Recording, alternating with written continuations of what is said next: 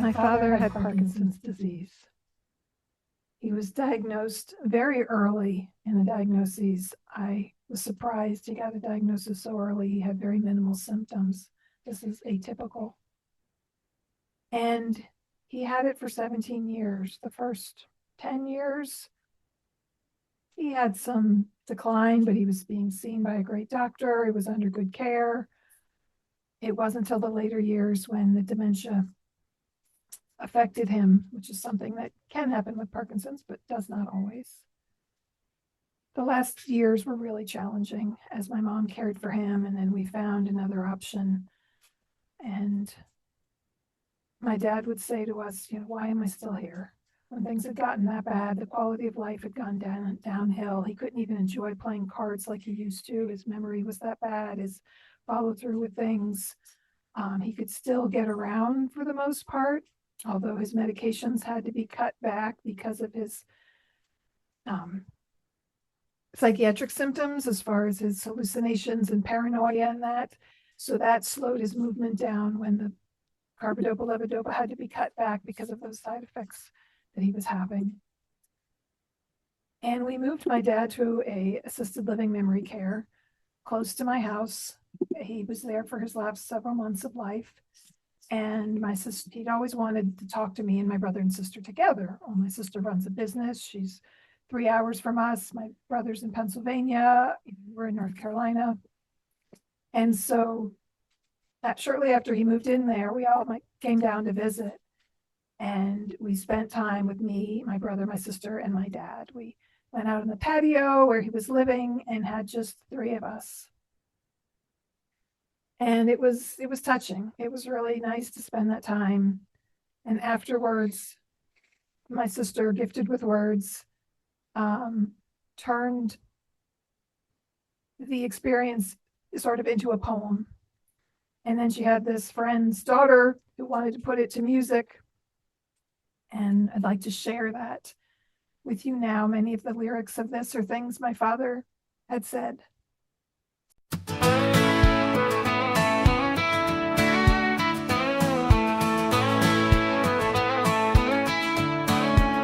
It's a difficult journey, others might know, watching and wincing as the villain takes hold. It's like an invasion he didn't invite, his ghosts and demons whispering lies.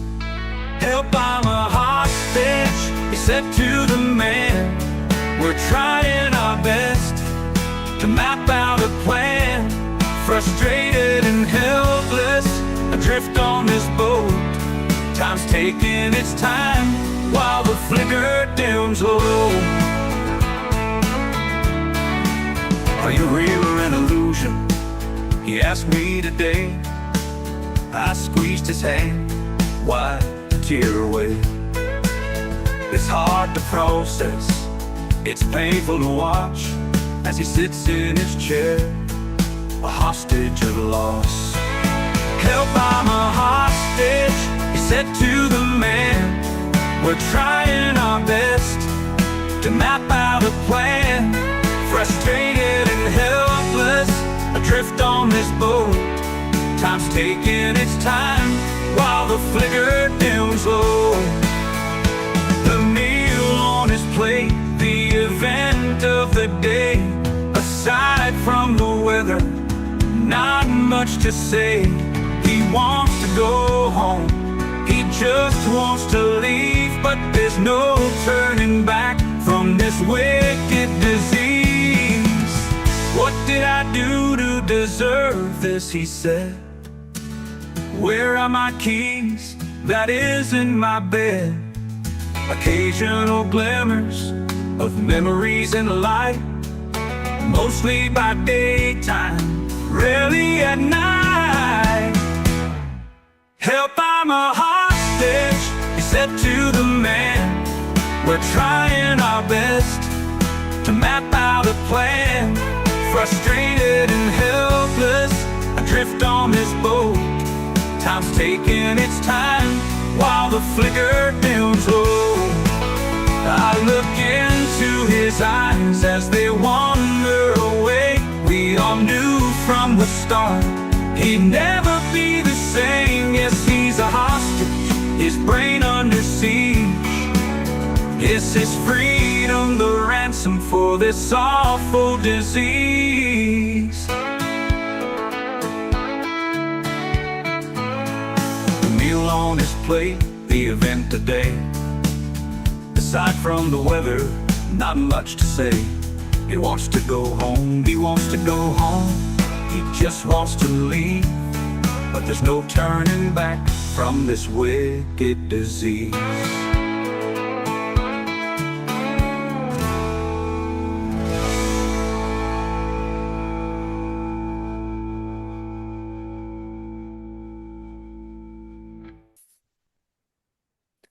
Hello, this is Don. And this is Gina with Focused Healthy Family. This is podcast number 207, and we're talking about facing feelings. And today we're going to focus on our aging loved ones. We hope to run this in a series too. We hope to, over the next couple of months, to look at the emotions of all the different people in the family. You know, we talk about, well, we used to talk a lot about OCD, and when you get something happening in the family, not just one person gets affected by it, the whole family does. Well, Sure. this is kind of the same thing. When you have somebody that's aging and going through that journey, the emotions that we all go through get affected. And so right now we're going to talk about the aging loved one, but we're going to take this on through the next couple of months and add Look for more Facing Feelings podcasts. And I'm going to share a tip. This is from Caregiving, my hands on 101 by Mike Collins. It's called 101 Ways to Keep Caregiving from Making You Crazy. And this tip number 60 is create a haven. Find a place in your home in which you can relax. Surround yourself with pictures, books, keepsakes, and anything that has a positive meaning for you. Even if it is only a corner in your room, create a small haven in your home to which you can retreat and relax. So that little green chair in the corner of our bedroom, Don, that you don't like because it sits real low, but I love it because it sits low. I have some on the side of the dresser. I have some memorabilia things and some special candle and things that I have sitting there. And sometimes I get frustrated because that's the same space you'll use if people are in the house, to do your calls and your EFT sessions. And you'll set your notebooks down, and I'm like, there's stuff scattered on my sacred little space here. well, do you have a special place you go to relax, Don? to relax. It's hard because I used to love your parents' house because it had so many spaces to go to. I think mine's the garage. My man space, in a way. But when we moved in here, you went out there and you put shelves up and you painted and got it organized and redid the workbench that was out there. And well, mine tends to be when I find those times to do something, I tend to think about what I could be doing, things I could be doing, some work stuff, but also just fun stuff. You know, I think about what I could do in the garage or what I could do at the house or something like that. So, but lately I've been going a little deeper into myself, and we've talked about that. I start doing these every morning, doing some writing and stuff that helps me to focus on myself. But so, is there a place in the house that you most like to relax? I know you're not a fan of that word. yeah. I mean, I think our living room, I love our living room. It's so big. Okay. That's probably like my chair. I have my chair. It was my dad's chair. Yeah. But you like that chair? yeah. Before we go on, though, I have a couple jokes for you. Let me get them back up here. So, you ready for this? I'm ready. What's the secret to having a smoking hot body in old age? What's the secret to having a smoking hot body? I don't know. Hopefully, it's nothing to do with smoking. Cremation. What what is a prize old people can win for aging? I don't know. What's a prize they can win? A trophy? Let's see, let's do one more. What's the best part of old age? What's the best part of old age? that it doesn't last very long. That's a You little had sick one there, I did you think. share this fun one with me the other day that um I told my spouse that I wanted to be cremated and they made an appointment for me for Oh yeah, Tuesday. it was on Facebook. Ah, okay. So we have to lighten up, right? We have to find things and ways that we can laugh and dealing with feelings and accepting feelings, I think is huge. We've talked about this when we talked about raising children, using respectful language and allowing them to have their feelings. Yeah, and as Don said, the whole family, our podcast has always been about caring for the whole family. And so whether it's an aging loved one or, maybe you're just dealing with your own issues, your children, whatever, people that are in your life. But yeah, it affects everyone as a whole. So today, looking at the aging loved one. So the beautiful song that we shared, the lyrics by my sister,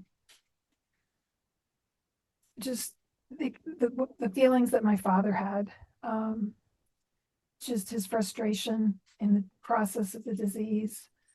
Um, Parkinson's is a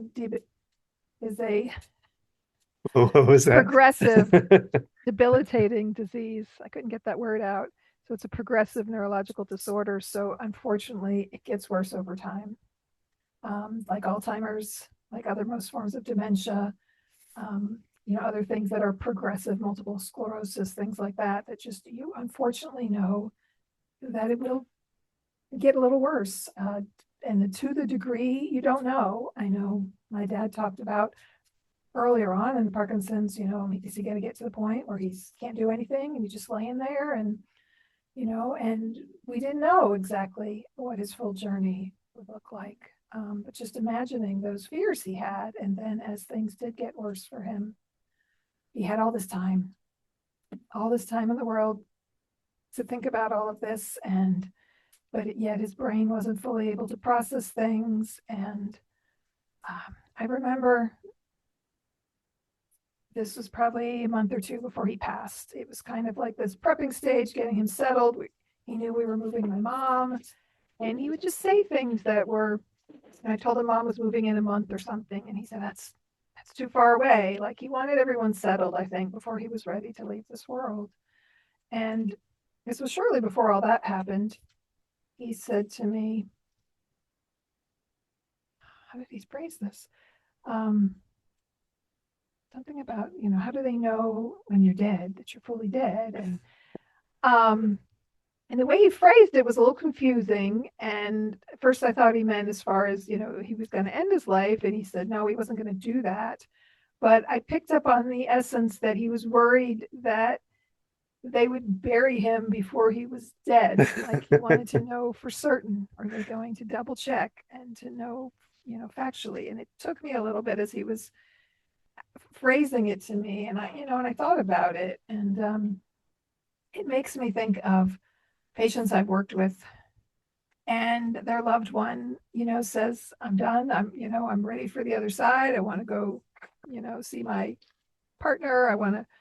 And their family members are like, no, don't say that. You have to keep living. You got more life in you, and I've seen people say this to their 95-year-old mother and accepting death, right? It's part of living. It's part of being human.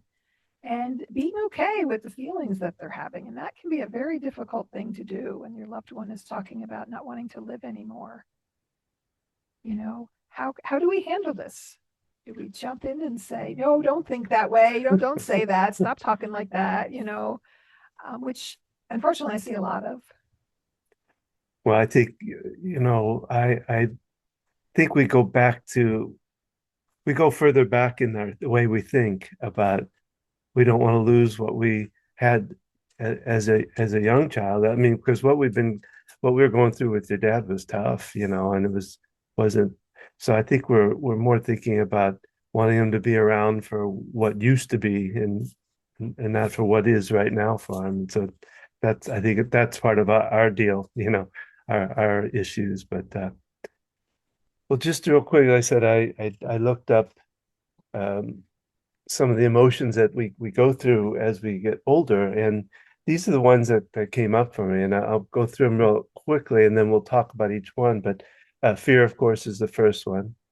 Grief and sadness. This is for aging loved one, I should say. Anger or frustration, shame or embarrassment, anxiety, loneliness, and loss of identity. Mm. So, fear is losing your independence. That to me seems like one of the big ones, just, it goes back to that taking the keys away kind of thing, and I how it shrinks the world back down for you. I deal with this every day. I work in geriatric senior rehab care, and I currently work in an independent living facility. So some of the care is preventative, but it's also, after someone falls, after someone's been in the hospital. And yeah, that not being able to drive anymore is huge because it is a big sense of independence. And, we've had to let family members know, your loved one needs more care. They're not managing their medication well. They really need some support for that. And I've heard resistance on both ends from the family member and the person I'm working with that, they want to be able to continue to do that. They don't want someone else to just Yeah. come in. As simple as, providing medications. There was a woman, um, she was getting alcohol and her son took the car away. Well, flash forward a year or so, she bought a car from another person. This other gentleman realized, I don't need to drive anymore. And she wanted a car. And so she went ahead and somehow they managed to do all the paperwork to purchase this car before her son even knew anything about it. Um, and so, yeah, that fear of losing that sense of independence. And, when I work with someone as an occupational therapist, the goal is to help them to be as independent and safe as possible.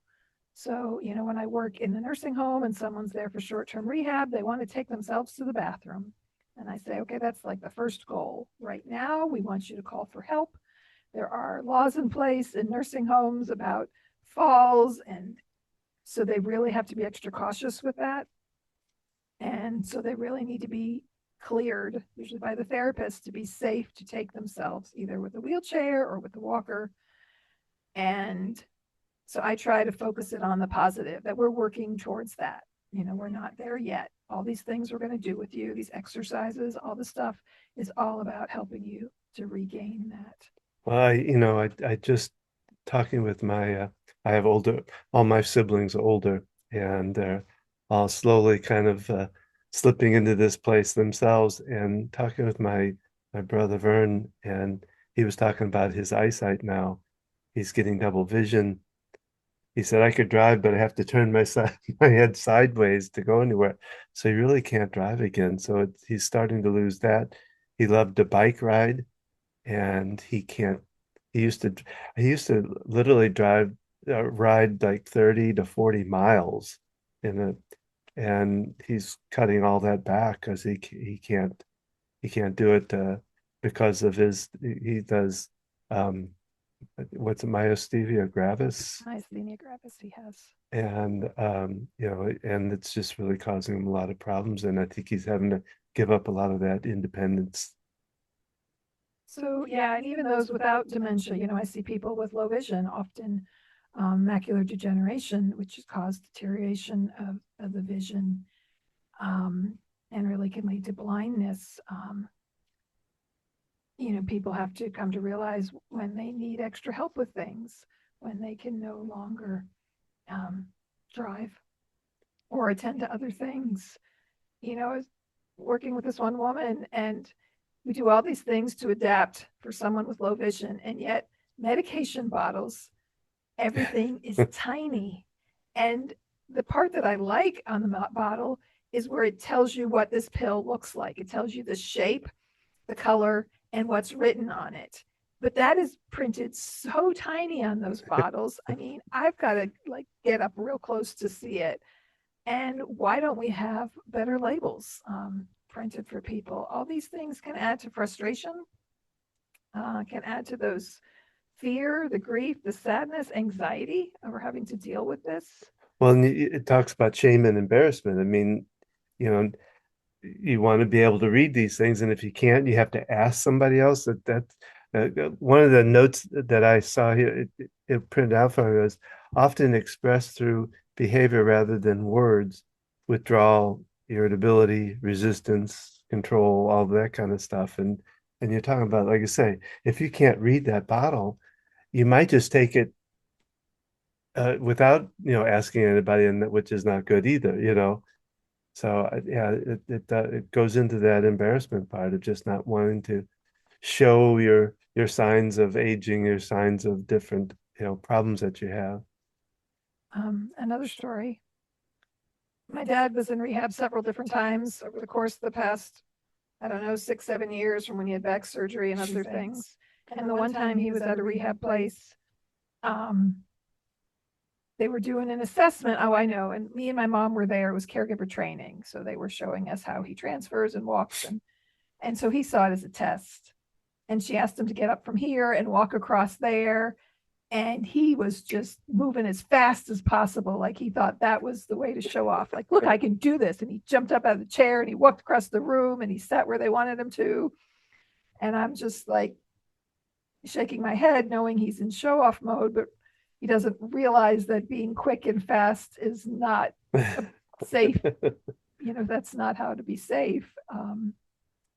But it was almost like he went into performance mode, or whenever a therapist came in general to assess him, he would really try his hardest. And I think that has to do, with shame and just pride. Here people are showing you how to stand up and walk, and imagine, what's that's like. And not. I remember when you came home from the hospital when you were at the old house and talking about our bathroom was up half a flight of stairs and you were recovering from a heart attack and your endurance was so low, and you didn't think it would be a big deal to walk up the stairs. Yeah, I remember the first time going up there and got up there, and I thought I was going to die when I got up there. That was yeah. So yeah, we get into that change. Well, we've walked most of our lives, and now they're telling us we can't. That's embarrassing. They talk about anger and frustration, and that has a lot to it. Uh, what what do you think the one of the big reason that people get angry about when they're aging? Well, we're all different types of people, and how we handle our feelings varies from person to person and across families. And so, someone who's not used to dealing with feelings to begin with, Mm. and now all of a sudden, their children are stepping in. I've had people say, my daughter thinks she's my parent, and I'm still the mother, and having other people telling them what to do. I had some clients who, I don't know the full picture. I wasn't there, but what I'm gathering is she was in rehab. They told them, you got to move out of the house. They packed up a bunch of their things in storage and moved them into this independent living environment. And they didn't have much say so in what items went and what didn't go. It happened so quickly and so fast that they didn't get a say in it. And that can cause a lot of resentment and anger and create a challenge with the relationship and that dynamic. It depending on what kind of relationship existed before, the person is having issues as they're getting older. How does that look then? When now they're needing more help and they're having to deal with you and you taking me to appointments, and there's that sense of pride. We have some gentlemen. There's one that's 94. He's a veteran and he just wants to take care of everybody else. And he's got some dementia and he's got his own health problems. And yet he's the first to jump in and take care of other people. And I've talked to we had a speech language pathologist who got to work with us briefly before she moved. She talked about how, him and some other people, they needed a job. They needed to feel like they have purpose. They needed something to do. And as an occupational therapist, engaging in purposeful activity is a big part of what OT really is. And so, yeah, how can they have purpose? I loved my dad went to a adult daycare center. It was a Montessori based care. So if you're any familiar with Montessori education, it's following their lead, giving them options, with their learning. So this is how this daycare center operated. You could bring your loved one there. They could stay a half day, full day. And they literally found out what everybody's interests were. Someone who liked to paint, they had things set up that they could go and paint. They had a quiet room. My dad could lay down and put on his favorite music. They did different activities. They brought in people that did exercise classes, but they also gave them some freedom to kind of go about and do their own things. They also ran it as sort of a cooperative almost, that they talked about. I don't know if they called it a board, but they had people and they had meetings and they discussed things. They were involved in setting up for meals and cleaning up. And so they were very much a part of the community and not just being taken care of. But like my dad felt like he had a purpose there. Like he didn't see it as daycare per se, or at least that's not how I perceived him seeing it. And so giving them a sense of having a sense of purpose, because yeah, just imagine how frustrating it is. Don, you can speak to this after you had your stroke and you couldn't get your words out. I mean, Yeah, it's very frustrated. Well, and you think you're getting it out right, but it comes out completely different too. Is it was part of it too, and yeah, you get very well, and it gets well, again. It's the same thing because you know you can get it out. At least I would had that sense. Now, not as you get older, you start to lose some of that sense too. But I knew what I was supposed to get out, but I couldn't get it out, and yeah, and it was a lot more than just forgetting a word here and there. It was the actual putting words of them what you wanted together. to say. I know one night we were having kale for dinner because you were quite capable of cooking and making the items, but telling people the words, the language. I still have a little problem with that. I'll still look at something and say it's kale and it's really broccoli or whatever it is. But And to speak to your own feelings on that, um, sometimes your family kind of laughs at your yeah, frustration.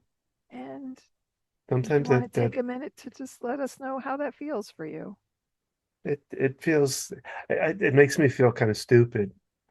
Like I don't, I know this, and it does get to me sometimes. Some of the things that they say, and they're not being. I can put it in the back of my mind, say it's okay that they're my family. They're not doing this to hurt me, but it still does affect me a lot of times. So, what feelings do you experience? You're trying to justify them, but Um, Well, it's well, like I say, feeling very stupid, feeling very, not smart enough, not, to be able to get the words out right. And I should be much further along than this. I'm 67 years old. I should be able to, so you're frustrated with yourself yeah, and you have, some anger at your family, um, yeah. for Some failing to sadness be. too that, will I ever be able to really get past this? Most people don't know that I have some of these cognitive deficits going on, and I don't. So I don't want to embarrass myself in front of other people. I mean, most of the time I'm able to catch it pretty quickly and change it. Um, so yeah, it is frustrating.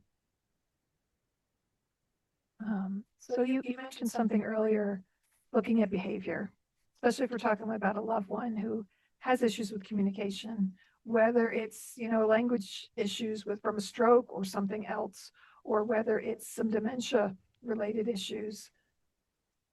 They might not be able to express their feelings, but how they act, their behavior, we need to tune into that because the behavior is a language we need to pay attention to, and we can pick up on that to understand that frustration. And that takes just a little bit of patience.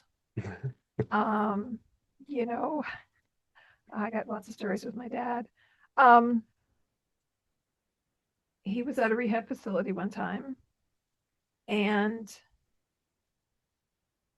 he had all this paranoia after his back surgeries. His cognition would just flare up with paranoia and hallucinations, delusions. and he thought people were trying to hurt him. And one time he took a tray of food, threw it across the room. He picked up his walker and smashed a window because he felt like he needed to get out or needed to get attention enough. And the police came, and that was really comforting to him. Because he felt like he was trapped. And he talked about this even afterwards. That he had to get someone's attention because they weren't listening to him. I think this kind of he had wanted to call my mom, and it was like 3 or 4 in the morning. And this was the first night that she didn't stay with him, but we had a caregiver there that we paid for.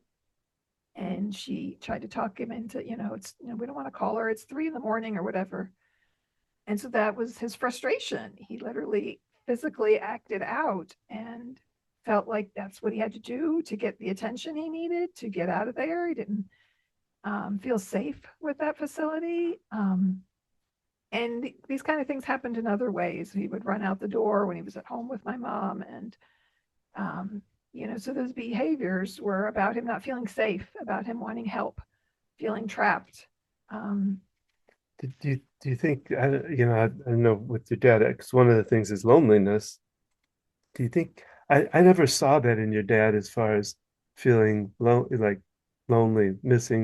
somehow missing somebody. I missed your mom, but do you really feel like he felt that kind of loneliness in what he did? Oh, yeah. I remember we were busy with things and hadn't been down to visit them in a while. This is when they were still 45 minutes from us.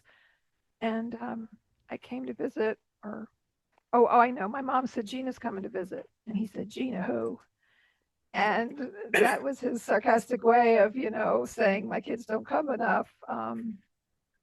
Yeah, I think he had a lot of loneliness, especially when COVID happened. They were part of a very active 55 plus community, and they had a community center. Had a golf cart he could drive. He went to play cards. They were involved in all these activities. And when COVID, it shut all that down. They stopped all those activities. And it was very isolating. And yeah, because he loved people. He loved being around people. He loved playing cards with people. And now all of a sudden, you're not allowed to do any of that. Yeah, I know that contributed to that sense of loneliness. There's so many, many days it was just him and my mom. And he always liked when family came and when we got together. Well, I got a kick out of, like I say, my oldest siblings. My oldest brother was, I guess he was about 74, I guess, when he went into the rehab. But come to find out that he had a girlfriend there, for a long time. And you don't think about that, but I guess that's part of the loneliness factor too, just being connected to somebody, because she was quite a bit older than he was. But they enjoyed each other's company. I'm not sure what else they might have done, but yeah. So yeah, that feeling of loneliness and loss. The last months of my dad's life, especially, it just that far away look in his eyes. mm, I'm sure there is that loss of what he can no longer do anymore. The I'm just looking through these other lists, but yeah, it's hard to think about, and just we need to stop because when we're in the middle of caring for someone, right, it's messy. If you are the direct caregiver for someone, even if you're not living with them and you're taking them to doctor's appointments, you're filling up their pill case for their medications, you're making sure that different things are in place for them, whatever it is your role is. And if you live with them, that's even more, that it can be hard to step back and say, wait a minute, what's going on here? Teepa Snow is awesome. And listening to some of her videos, she talks about communicating with people with dementia, and we really do need to take a step back.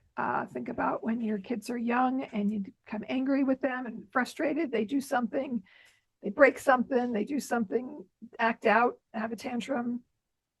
That the best thing we can do is breathe a minute and step back from the situation. well, I think what happens is, when they're young like that, it's they don't know any better kind of thing, you know. And so when they get older, I think we think, well, they know better than that, and you know, and we kind of we don't really think about them reverting back to kind of that almost kind of like childhood kind of place. And And yet they're not a child. no, I no, had somebody shared with me recently about how they felt like people talked down to them. yeah, They felt like they were being talked to like a child, and they didn't like that. And we talked about respect and how it is important. And I feel, sometimes I don't like the way people talk to children because I don't think we should talk down to anyone. But we need to treat people with respect and, talking to them given their abilities and such. But an adult with dementia, they're not a child. Yes, you might be in charge now and be taking responsibility for things and need to be firm and direct. Yet they're a valid human being and they have lived and had all these past experiences. My dad, in his driving, he became convinced that he was going to pass a driver's test and be able to drive again. And he's like, I've been driving longer than the rest of you. And, I'm better than most of these drivers out there. And yeah, he probably was a better driver than some people, a number of people on the roads, but because of his deficits, his vision, his reaction time, his all kinds of things, he was no longer safe to drive. And we knew that. And we had to take him to a rehab where they do a driving assessment. It's an occupational therapist that looks at visual perceptual skills and, all these different areas. And, he didn't pass. And yet in his mind, he'd been driving a long time. And yeah. why are they telling me I can't drive? I've been driving before they were born. And I'm just recognizing that, and I guess I was pretty patient with him because I was assisting my mom in his care. I took him, um, I went, picked him up and drove down to the place and we talked before we went. I said, okay, Dad, he had this plan to buy a sports car. He had had one before, but I said, so what's plan B if you don't pass? What, then what? What can we do? Can we have someone drive you to the places you want to go? Where is it you really want to go? Where is it what you want to be able to do? Um, and so kind of reflecting on that. So it was a bit of a sad journey on the way home because then he was frustrated because he's like, I didn't have time to study for this test, and he got wrapped up in the orientation questions as far as what day of the week it was and those kinds of things that, and yet that was such a small portion of the whole assessment. And well, I'm going off in driving and things like that, but just be able to say, yeah, it really sucks. This Parkinson's disease, you've got all these things going on and it's, your body's not functioning the way it used to. And that must really suck. I wish too that you could drive and still be driving your super around. I'm so sorry. Well, something I'm starting to kind of learn too is coming from a distance. My relatives are quite a distance from us, and I when I first talked with my sister, when actually she really started losing it, where conversations didn't make any sense. It was tough for me to do it at first, but then the last time I talked to her, I said, I've got to just let it go, whatever she wants to talk about, however she wants to go. And I actually made her laugh and talk, and that made me feel good because, like I said, that's part of that respect of wherever she's at, just be right there with her, and not talk down to her, not hang up on her, just let her talk No, how that's she not wants to. true. She asked you about your mom who's been gone now for 20 years almost. Um, What do you mean? your sister asked you, is mom with you? Well, yeah, I mean, I Not correcting her, not, yeah, I just said, no, she's not here with me right now. No, and then she kind of went on like, well, everybody else tells me she's gone. And I'm not sure whether she really knows what gone means, but and then she would want to go to the place where she's staying because she she was worried about how they were treating her at I guess at the nursing facility she was at one because she was time. the one who cared for her. I Yeah, mean, she yeah, found that place for her and she was there like nearly every day. yeah. right up the street from her. And 'Cause that's literally been almost, 20 years ago. So yeah. So we've got to step back a little bit and look at behaviors and how people are acting and realize there's different personalities, right? We all have different ways of handling things. And we've got to set our own biases aside. yeah, Maybe we've been frustrated with our parent most of our lives, and now they're dealing with dementia and they're saying things and doing things that are aggravating us, and taking a little bit of time to just honor that their feelings and their frustration. You're really angry right now. I can tell you're really upset. I want to help you with this, but right now you're so angry. How can I support you? And sometimes you have to just, okay, you're really mad right now.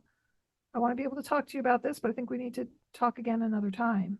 Sometimes you have to end the conversation or step away or shift gears, which could be really tough if you're right there in the house, and finding a way to do so respectfully, not just hanging up the phone on somebody yeah, or slamming the door yeah. and leaving. You're really angry right now. Maybe we can talk when you're calmer, right? So think about your loved one, what could be going on for them. And maybe they don't want to talk about these things, but just sitting quietly with them and accepting, watching something you enjoy together. Some people like watching sad shows or funny things, or just having that time with them and just that understanding. So we invite you to think about these things with anybody in your life and what feelings they might be experiencing, and especially when it deals with aging and frustrations they could be having. Holding on to that respect, like you said. So Yeah, right. We all want to be treated with respect. And so how would we want to be treated? And maybe how they want to be treated is different than how we'd want to be treated.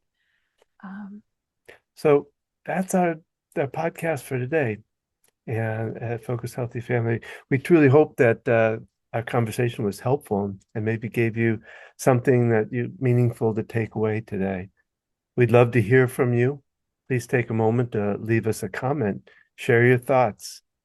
Be sure to like us, subscribe, and also if you know somebody that this could be helpful for, share the podcast with them. If you're finding it difficult to stay calm during the day, or panic and overwhelm are becoming more frequent for you, we invite you to explore my discovery series.